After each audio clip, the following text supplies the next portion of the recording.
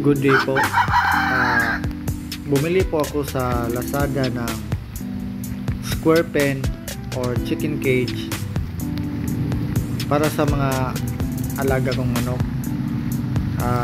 Bali ito ay nagkakahalaga ng 1,100 pesos. At yung shipping fee dito sa Leyte, yung shipping fee po ay 361. So all in all is 1,461 ang nabayad ko. Okay naman siya, maluwag at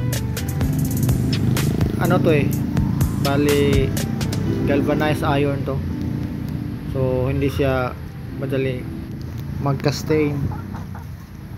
So maganda ito guys, at saka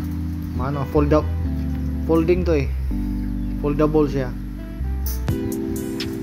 at magaan lang, hindi masyadong mabigat. So yan,